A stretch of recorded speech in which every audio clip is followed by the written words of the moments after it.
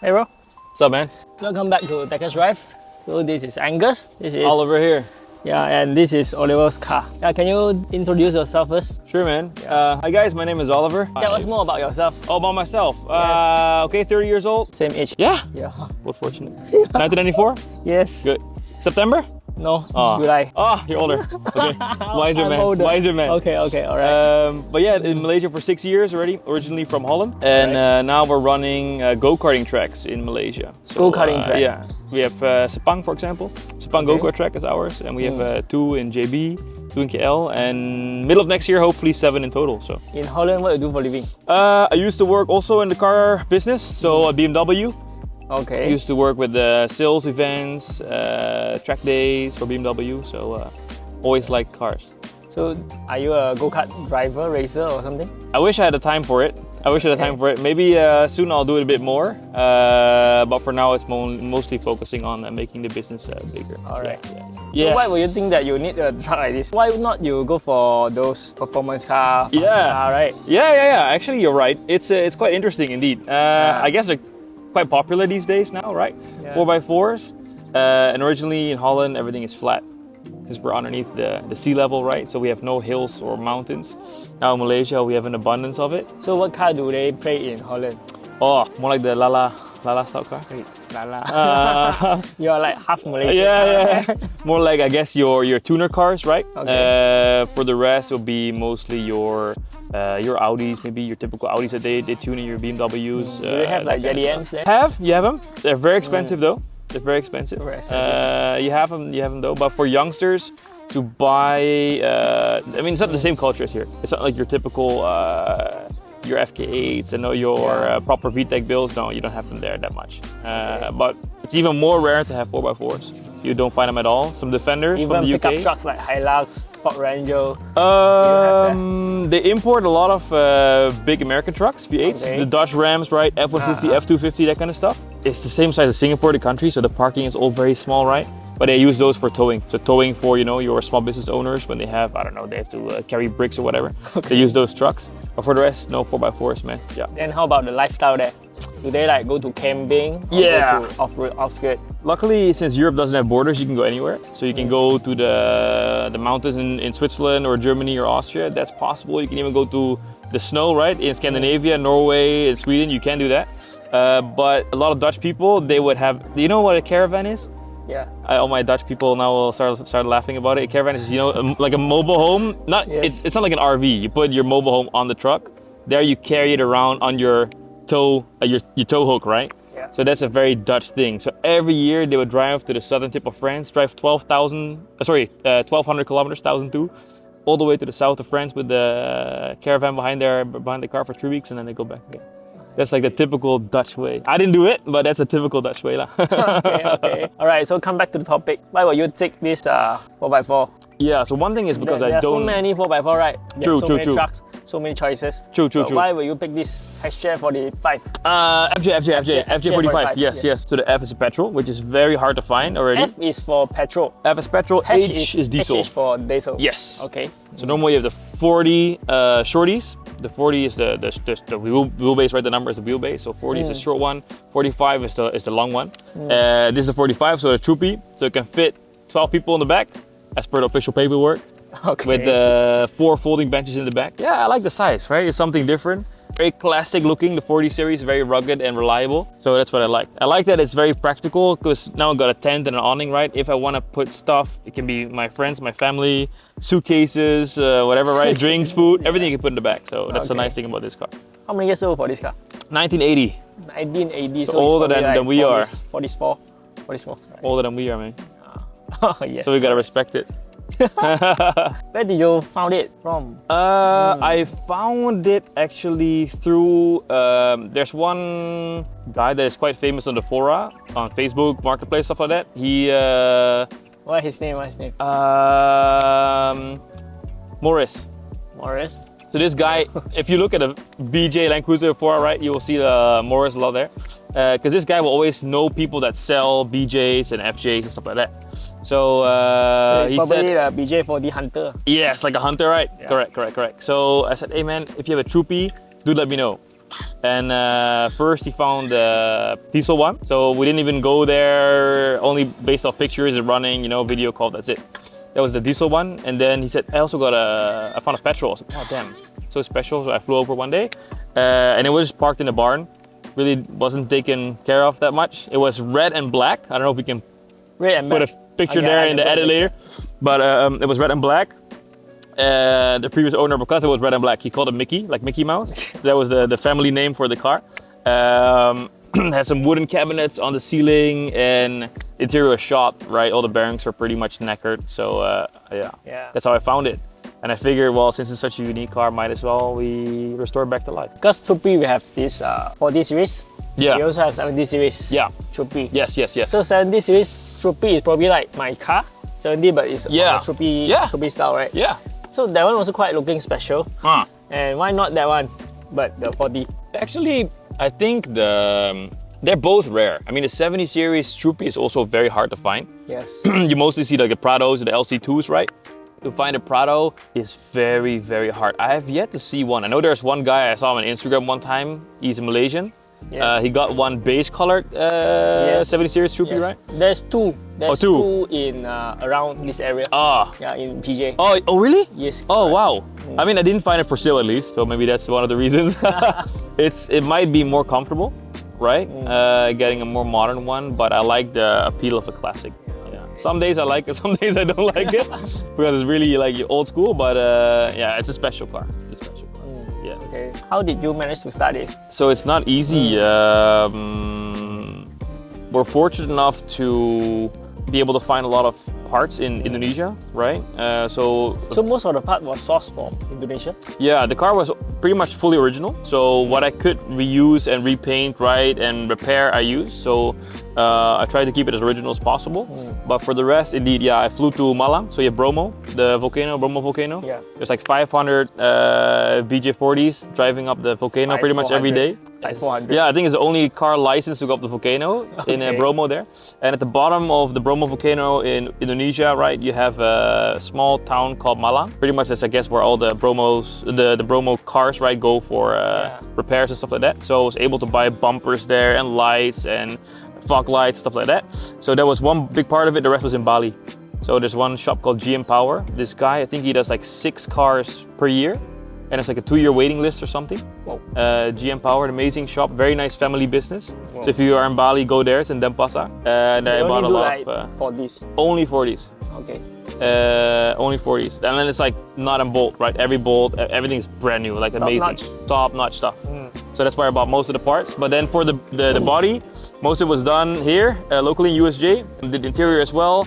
I brought it to Nilai, MHZ Eco Venture. The logo's up there. For all the wiring, we did a secondary battery system. And then all the mechanic works I did also in Taman Mega, so in PJ, nearby. They did full rebuild of the gearbox, chemical cleaning of the engine, radiator, carb rebuild to make sure that mechanically the car is sound. How long it takes to do all this? I could have done it faster if I were to push it, but I made sure that everybody that helped me with the restoration process had enough time. So it took about 2 years to buy all the parts and slow, slow, you know, bit by bit, improve and everything. Because things like making a battery system, if you start with that, right? If they open up the car, they will say, hey, what about this wire, right? It's quite old, it's quite shoddy. You sure you want to keep it? And after some thought, you know, you think maybe I'll better replace the whole wiring, right? So the battery system might be 3 or 4 days of work, 1 week, let's say. If you want to go a full wiring rebuild, which is done, like the full wiring was changed, the whole loom and everything, all the fuses, it becomes, you know, all of a sudden 3 weeks.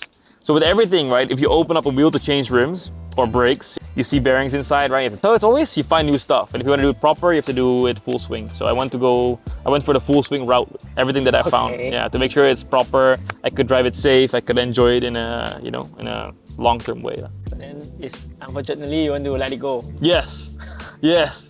So a lot of people are saying that we're involved in the restoration process. We're like, why want to let go, man? It's a special car, now you can finally enjoy it.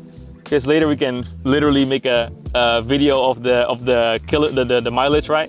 It literally says, I think 780 kilometers right now after the rebuild. Yeah, so only went to Penang through Sikincham, just for a weekend trip pretty much. Is it comfortable to drive a long distance? Yeah, because it does 95 on the highway. It can go 100 over, but normally I keep it at 95 to make the engine run nice and cool and everything. How about the ride quality? It's good, because I changed the shocks at least to Omen Emus. Full set? The full set. The leaf springs are still the same, but the bushings are all changed. It's not a harsh ride because it weighs a little bit. So if you have actually people in the back or some luggage, it sits even better. It's smooth. It's not like your typical leaf spring, you know, it's very rugged, very, I will not say rugged. It's on original height, right? Original height, yeah, I didn't lift it. I didn't lift it. So it just has bigger tires, that's it. But it's very comfortable to drive, yeah. It's very comfortable to drive. But I'm letting it go because, yeah, the other car that we have now, the Diesel Troopy, also 40 series, we want to swap it. So maybe if that's done, the same body. Exactly the same body, but just then the engine. Just the engine. Yeah. And that's the 1982, so it's a bit newer. And if that's done, I'll let you try that one with the V8 petrol engine. How much to build this car? The car price and also the restoration, the full restoration cost? Sure. So buying the car is only the start, right? Buying the car is, I would say, not the simplest thing because you need to make sure that the background is proper, right? It was actually the second owner that I bought it from. Oh, maybe a fun story about the background. Owner. Yeah, I'm the third owner. You're the third owner, okay. Because the fun story about this car is, because I asked the guy who previously owned it, why do you have a petrol? I mean, it's so hard to find a petrol Troopy, right? What's the story behind it? And he actually bought it from the Sandakan airport. So Sandakan in Borneo, right, the Borneo site, used this car at the airport. I think it's either an ambulance or a fire truck or whatsoever. So that's why I got those holes in the bumper to put the flags in. Okay. So that's the history of the car, right? So he bought it from the Sandakan airport. It was a family car for a super long time. They just drove it around in Sabah, Sarawak, I guess. So when you bought it, the mileage was about how much? I don't know. Okay. The meter wasn't running. Yeah, right. The meter wasn't running. So I couldn't tell you for a fact. I don't know the actual facts, right? But it was running very well. It was braking very well and everything. The four-wheel drive was in quite good nick. Just, you know, the typical maintenance like bearings and everything that he didn't replace. For the rest, the car was okay. Let's say the foundation was strong. The body was not that good, but the foundation was good. That was about in 2021 or 22. Bought the car, shipped it over. So then you're down about 50,000. I bought it for 55, including the shipping. But pretty much all the way to what you see here. Like I mentioned, pretty much everything is new, right? So mechanically, brake lines, the master brake pumps, right? All that stuff is completely renewed. All the wiring is redone. Of course, the body is done. Interior is newly fitted. Whole battery system. I mean, I just decided to put a rooftop tent and an awning on it. You don't have to, but it's prepped for camping, right? So Have you use it once or twice? Yeah, I used it twice. But as it is here, yeah, after 2 years, it's about 200K that it cost me to do everything.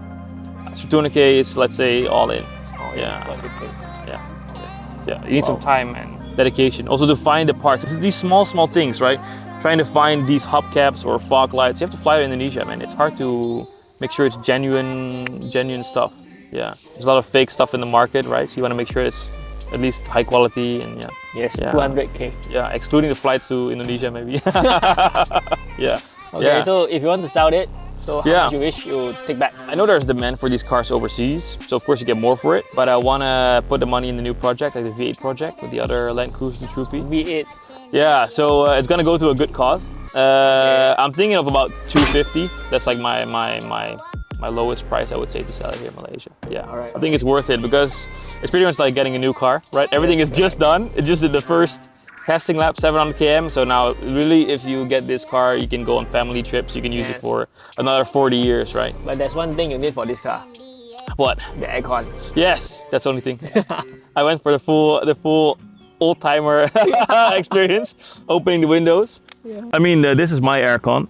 Now the small. I have to show the viewers then. This is my aircon as of now. Ta-da!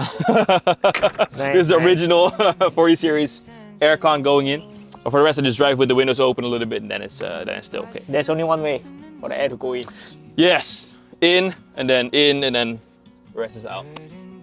But yeah, aircon is for sure. Both sides. But aircon is for sure better. Aircon is for sure more comfortable. Yeah. Have you surveyed about the cost of how much to adding an aircon in this car? I think it's about aftermarket aircon. Yeah, I mean the cassette one. So normally in the 40 series, use like the cassette type, right? I think it's about 2005 or something all in. think Yeah. it's not expensive. No, it's okay. Just It's do it. okay. And yeah. You need For to the do it. value of it, right? Yeah. It's very good. It's very good. Especially in Malaysia, right? Yeah, man. So hot. It's a bit too hot. Yeah, you have to get it. It's a bit too hot. And that is also a thing, right? These cars are just metal boxes. So it's not like your modern day car where there's a lot of insulation, right, everywhere. If you move, it's fine. Because when we drove to Penang, it was actually fine. As long as you got some airflow, it's okay. But yeah, an aircon is of course way better. Then it becomes a modern car already. Yeah. Definitely. Yeah. Yeah, man. So you've been 6 years in Malaysia. Have you ever thinking you want to go back to Holland? Back to Holland. So far life's pretty good, man, in Malaysia. People always complain, Malaysia, you know, so expensive, this, that. Trust me, Malaysia is pretty good, man. Malaysia's pretty good, man. Malaysia is pretty slow. Yeah. It is slow maybe to reach a certain point that everybody's looking for, right? But I gotta say the nature, the people are nice. Of course, the food is amazing, right? But for this car, it's nice that the petrol here is a lot cheaper than in Holland. Even diesel is also cheaper. Yeah. So that's good. I think in Holland, in Holland's about 5 times the price. Yeah, 5.5 times the price of Malaysia. Oh, yeah, man. So you can imagine. With the 4.2 liter petrol, will be quite pricey lah. I think the V8 is gonna be even worse actually, but we'll see about that one later. But yeah, I like Malaysia. I like Malaysia. The scenery is still beautiful. I mean, if you like these cars and you know getting out there camping a bit, at least we got a lot of locations, even around KL area, Klang Valley area, right? You can drive to Bukit Tinggi, you know, Cameron, Sekinchan. It's all nice, man. It's really nice. Yeah, so quite fortunate to be here. Yeah, and I got my girlfriend here, so for 6 years as well. Wow. So yeah, not planning to leave, man. Not planning to leave. Settling down here? Settling down here, I think. Yeah. Sorry, mom. Yeah. Not sure if your mom is watching this video, but yeah. So... I'll make sure she doesn't. Yeah, man. Yeah, and then what else car do you have? Now I'm just driving for my day-to-day. It's just the X50. X50. So pretty much a very easy to park aircon aircon car. Thanks for supporting our local. Yeah, I wanted to try it. So that is I mean a very practical car to get around in, right? We also got that's my father-in-law's one. He also got a BJ40, a small wheelbase, a diesel, and it is one without a roof. So it got like the roll bars and everything, right? But it has no roof. So it's like convertible. And then we just put it's called a bikini top, like a small, right? Small little fabric on there to protect us from the sun. But that's even more like rugged, right? Because you're out in the fresh air, and yeah, that's also fun. But we like riding bikes, so we got some Harleys and yeah. You guys are bikers. Yes, also. Pretty much there. I hope next time I can visit your go-kart place. Yeah, guys, most welcome. We can make a Decades Drives competition or something. We can gather a bunch of all these cars. Yeah. We can make a car meet and karting. Yeah. You have fit hundreds of cars, no problem. All right. Yeah. Yes. Oh, that's right. It's in gear. It's the electronic fuel pump with the petrol. A bit of throttle. There we go. What is all this switch for?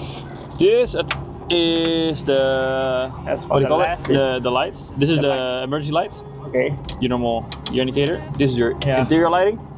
This is I think this is optional. There's nothing here. Okay.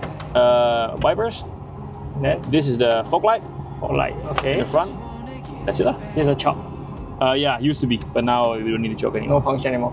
It still functions, but it runs also the light? perfect. Yeah, there's a normal headlight. Yes. Okay. So it's changed to LEDs from the US. And this car doesn't have a bright.